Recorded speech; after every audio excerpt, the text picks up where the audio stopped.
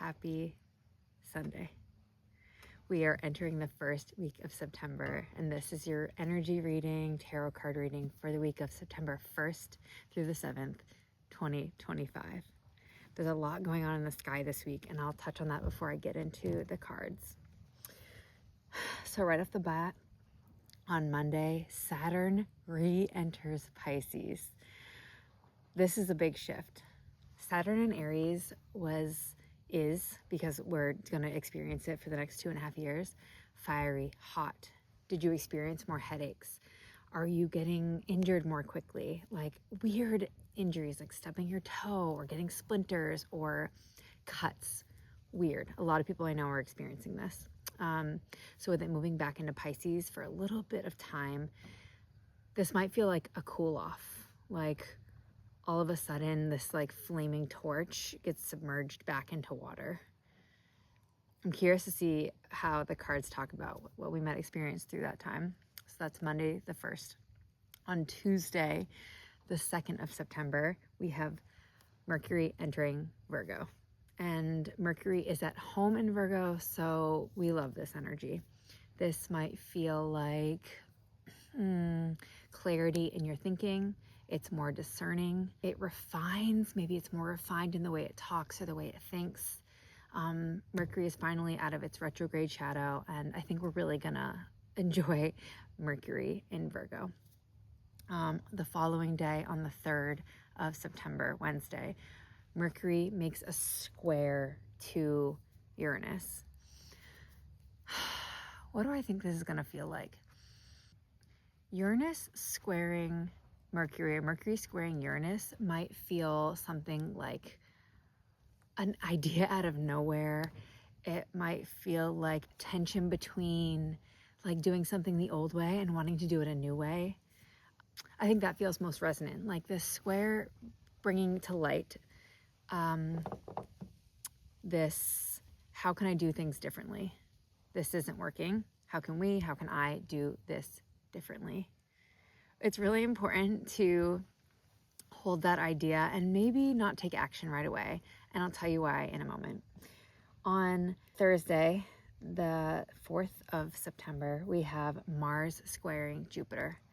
And Mars is going to be in Libra and Jupiter is in Cancer. So I think this could potentially be a lot of hot air being expelled. I'm hoping that because Jupiter is at home in Cancer, this like lightens how hot the steam is, but this could be like a steamy day and not like sexy steamy. So circling back to why Uranus, like not taking action with that Uranus, like bright idea, that refined idea, is because on Saturday, the 6th of September, Uranus is stationing retrograde for the first time in Gemini, and I think this is going to be an exclamation point. I think this is going to be loud. I'm hearing right now like brakes screeching to a halt. It's going to be interesting. Again, I'm eager to see what comes up in the cards, because not only that, but the following day, Sunday the 7th, we have the Pisces full moon and the lunar eclipse, and this is energy to just observe. To me, we're not taking action. When I was feeling into this before I started this, there is so much about this weekend that says that like it might be noisy, but how can we slow down? How can you slow down?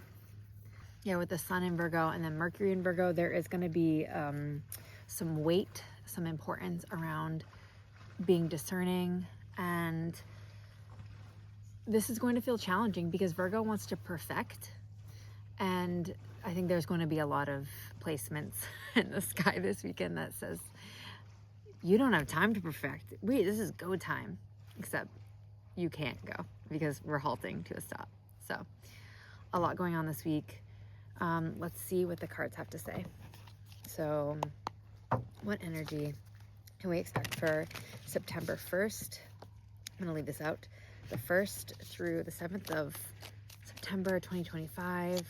I'm also going to do a Pisces full moon lunar eclipse video later in the week. I'm excited about that. So let's see. All right, this wants to come out. and this wants to come out. Cool. And yeah, so we have 3 cards. We'll see how those operate together. We'll pull one of these.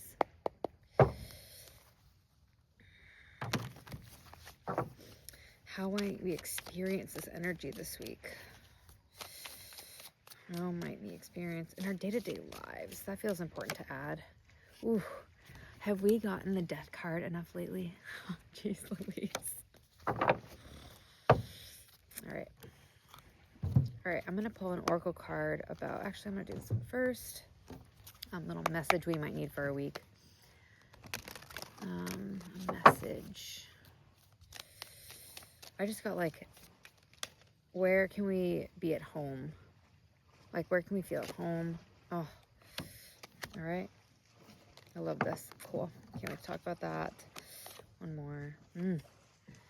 Interesting. Wow. A lot of sun energy this week, so I'm really eager to see how the sun in Virgo wants to like play a role this week.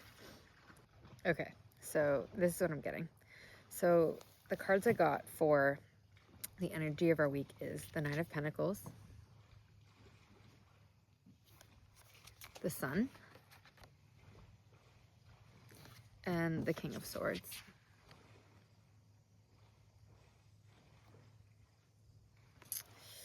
I think over this week, and with some things shifting, a lot of things moving around, especially with Mercury coming into Virgo, I am getting a sense that like we're going to have an opportunity to observe what we've been working towards, some results in some sort of way.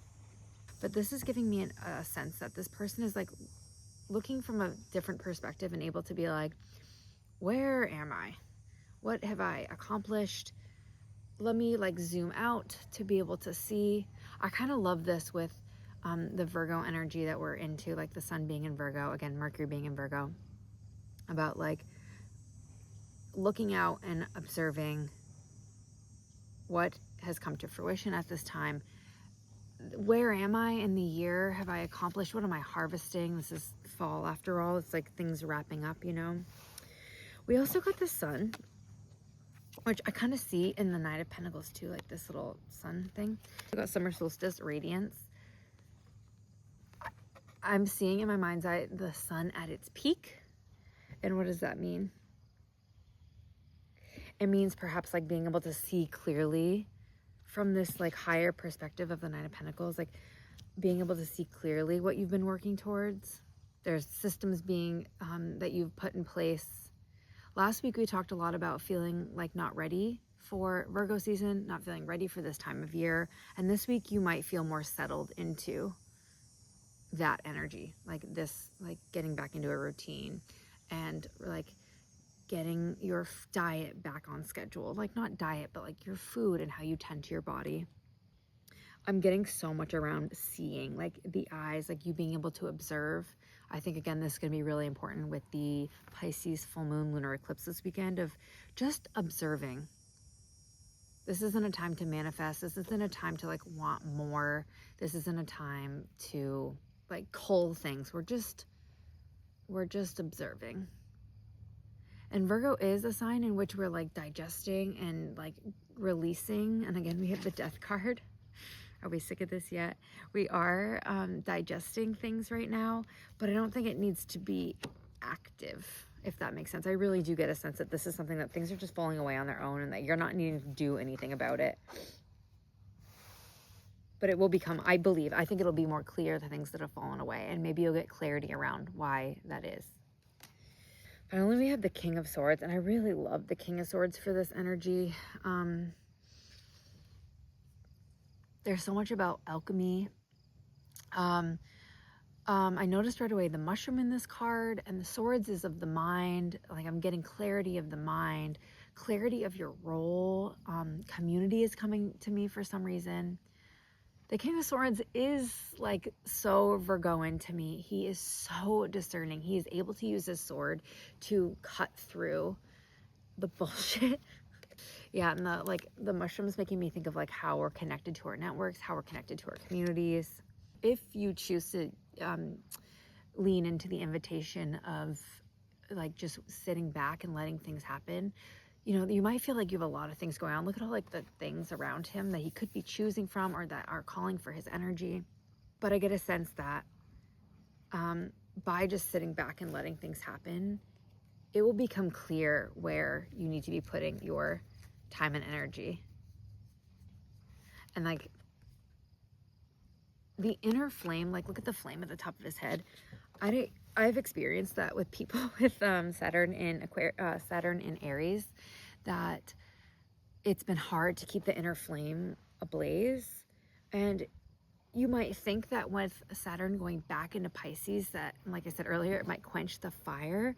For whatever reason, I think we become more clear about what we're moving towards because of the things that have had to burn away. I'm getting a sense that we might have more compassion this week, even though there's no water in this at all. I think the compassion comes from not an emotional place, but like an understanding, a knowing. Interestingly enough, I'm observing again this death card that's at the top of our reading this week, and I'm noticing again mushrooms. I see black trumpets, which is so appropriate for the death card. And again, the mushrooms talk about like our interconnectedness, like how we're communicating, because mushrooms use their mycelia, you know, to talk to like the trees and other mushrooms and all of that. And I just get a sense of like, how are we communicating? That's that Mercury. How are we communicating what we want? Again, we're not putting out in the universe what we want. We're just observing, we're noticing in our minds. How are we communicating what we want? What actions are we taking in our day-to-day lives to get there? I'm also noticing, for whatever reason, like there's a rotten peach, and there is an emphasis again around taking care of the body, cleaning out the fridge, cleaning out the cupboards, being mindful of the way what you're eating, especially during Virgo season. I've said this a million times. Virgo rules the digestion, and this is a time to again be observing. If your body doesn't like what you're putting in it, make a different choice. There's that. There's so much potential here. Like, in a nutshell, I feel like there's a falling away of that which is disingenuous to you. And it can be people and it can be situations. It's time, says the death card. It's time. How we can live into this week and like the gifts available to us is the meadow with vulnerability and the forest with breathe. This meadow with vulnerability card reminds me so much of the Nine of Pentacles, like being able to observe all that is happening, like the entire ecosystem of the meadow. And sometimes when you're in a meadow, you're exposed, like especially like in this card, this person is at a higher vantage point, so he's really exposed. There is an invitation to lean into vulnerability, to lean into being exposed. I love the sunflower card with the sun and the radiance going on.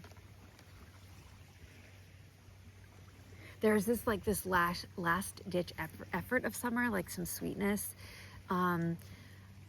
just the ease that we can feel at the height of summer, but it's different now because like there's a shift in our outward energy. I am getting a sense too that if you have time and space for it this week, I would make time to be alone, preferably in nature, to find many moments to come back to the breath over and over and over again. Especially, I was talking about Mars squaring Jupiter on Thursday, so like midweek, and then, you know, into the weekend where that Uranus station might feel loud. Coming back to the breath.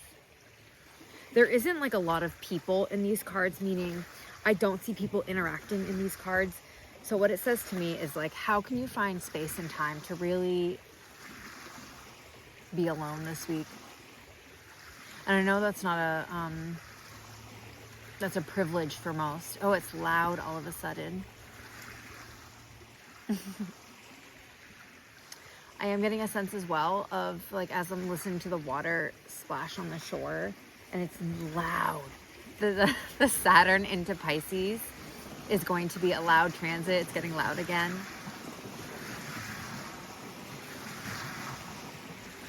I wonder if something collectively regarding water might happen.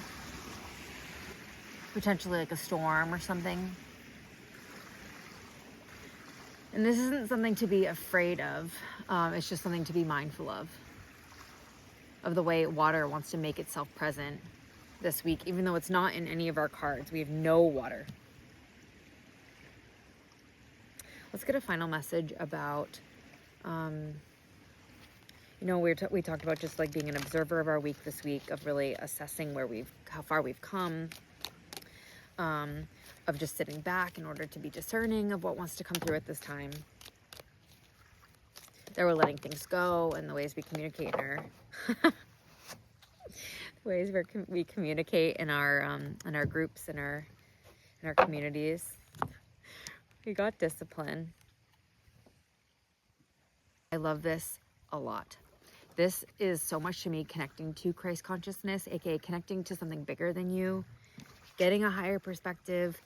And maybe that's not like a physical higher perspective. Maybe it's like a connecting to your higher self in order to help give you a higher perspective of where you are.